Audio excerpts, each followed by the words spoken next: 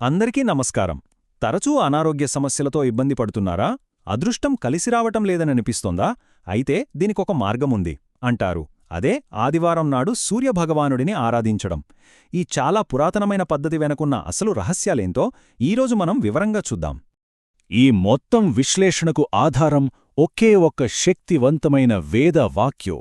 అదేంటంటే ఆరోగ్యం భాస్కరాధిచ్చేత్. దీని అర్థం చాలా సింపుల్. ఆరోగ్యాన్ని ఇచ్చేవాడు సూర్యుడే అని.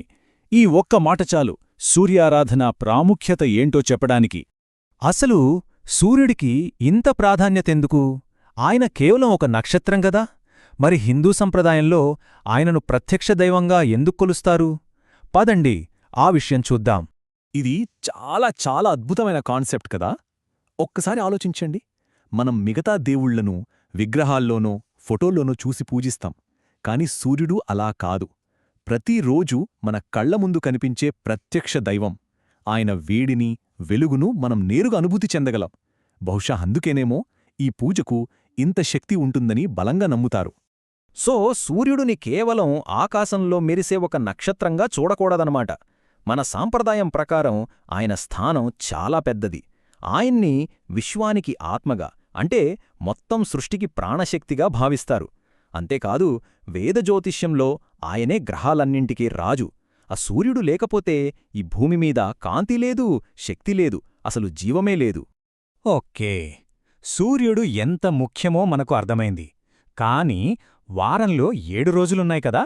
మరి ప్రత్యేకంగా ఆదివారానికి ఎందుకింత స్పెషాలిటీ? ఆదివారాన్నే రవివారం అని కూడా అంటారు. మరి ఆ రోజు ఎందుకంత ముఖ్యం? దాని వెనక ఉన్న కారణమేంటో చూద్దాం. దీనికి కారణం పూర్తిగా జ్యోతిష శాస్త్రంలో ఉంది. మనకు తెలుసు కదా, వారంలో ప్రతిరోజు ఒక్కో గ్రహానికి సంబంధించింది. అలా ఆదివారానికి అధిపతి సాక్షాత్తు సూర్యభగవానుడే. అందుకే ఆ రోజున సూర్యుడి శక్తి భూమి మీద అత్యంత బలంగా ఉంటుందని మనం చేసే పూజలకు, ప్రార్థనలకు ఫలితం కూడా చాలా తొందరగా, బలంగా దక్కుతుందని నమ్ముతారు.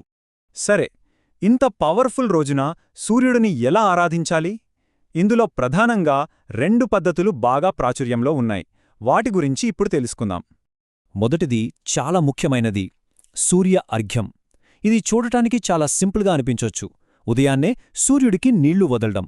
కాని దీని వెనుక ఉన్న అసలు ఉద్దేశం చాలా లోతైనది. ఇది కేవలం నీటిని సమర్పించడం కాదు, మనలోని అహాన్ని వదిలి ఆ సూర్యుడి దివ్య శక్తిని మనలోకి ఆహ్వానించే ఒక గొప్ప ఆధ్యాత్మిక ప్రక్రియ అన్నమాట.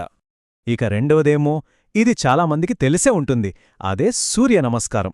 ఇది కేవలం ఒక ఫిజికల్ ఎక్సర్సైజ్ మాత్రమే కాదు. ఇక్కడ చూడండి, ఇందులో 12 యోగాసనాలుంటాయి. శ్వాసను కదలికతో కలుపుతారు, మంత్రాలు కూడా చదువుతారు. అంటే ఇది శరీరాన్ని, మనసును, ఆత్మను ఈ మూడింటినీ కలిపి ఉత్తేజపరిచే ఒక సంపూర్ణమైన సాధన. ఓకే, ఇప్పుడు మనకు 2 ప్రధాన పద్ధతులు తెలిసాయి. మరి వీటిని సరిగ్గా ఎలా ఆచరించాలి? ముఖ్యంగా సూర్య అర్ఘ్యం ఇచ్చేటప్పుడు స్టెప్ బై స్టెప్ ప్రొసీజరేంటి, పాటించాల్సిన నియమాలేంటి? ఇప్పుడు ఆ వివరాల్లోకి వెళ్దాం. ఈ పద్ధతిని చాలా శ్రద్ధగా, నిర్దిష్టంగా చెయ్యాలి. చూడండి, సూర్యోదయానికి ముందే లేవాలి, స్నానం చేసి శుభ్రమైన బట్టలు వేసుకోవాలి. ఒక రాగి చెంబు తీసుకుని నీళ్లు నింపాలి. అందులో కొన్ని ఎర్రటి పువ్వులు, కొద్దిగా గంధం లేదా బెల్లం వెయ్యాలి.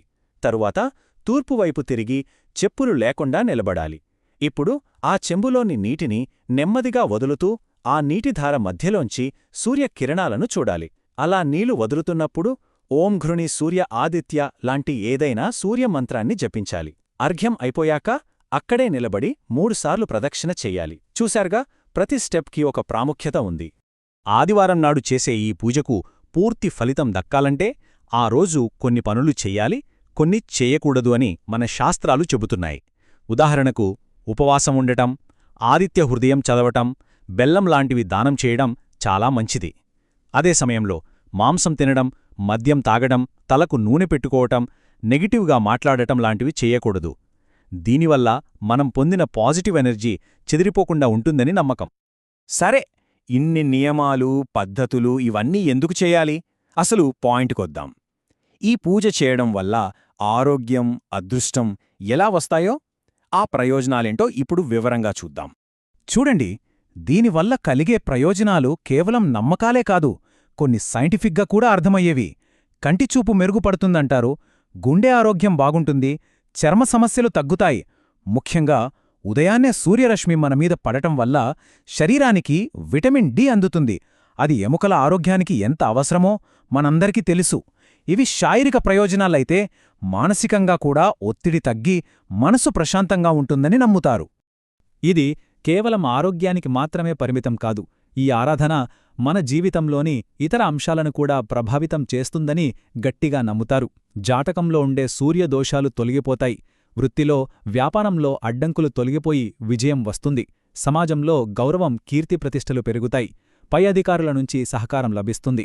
ముఖ్యంగా కుటుంబంలో సుఖసంతోషాలు, సామరస్యం వెలివిరుస్తాయని నమ్మకం. అయితే ఈ పూజలన్నింటి వెనుక ఉన్న అసలు అంతిమ లక్ష్యం కేవలం ఈ భౌతిక ప్రయోజనాలే కాదు. రోజూ సూర్యుణ్ణి ఆరాధించడం వల్ల ఆ సూర్యుడిలో ఉండే తేజస్సు మనలోకి వస్తుందని నమ్మకం. తేజస్సు అంటే ఒక రకమైన అంతర్గత ప్రకాశం, ఓ కాన్ఫిడెన్స్, ఒక ధైర్యం. ఆ సూర్యుడులాగే మనమూ ప్రకాశవంతంగా తయారవుతామన్నమాట. మనం ఈ విశ్లేషణను ఒక ప్రశ్నతో ముగిద్దాం. ఈ రోజుల్లో మన లైఫ్ ఎంత ఫాస్ట్గా ఉన్నో కదా, అంతా హడావిడే. ఇలాంటి ఆధునిక ప్రపంచంలో ప్రకృతితో మనల్ని కనెక్ట్ చేసే, ఒక క్రమశిక్షణలు అలవాటు చేసే ఇలాంటి ప్రాచీన పద్ధతులు మన శారీరక, మానసిక ఆరోగ్యానికి ఎంతవరకు దోహదపడగలవు? ఇది నిజంగా ఆలోచించాల్సిన విషయం.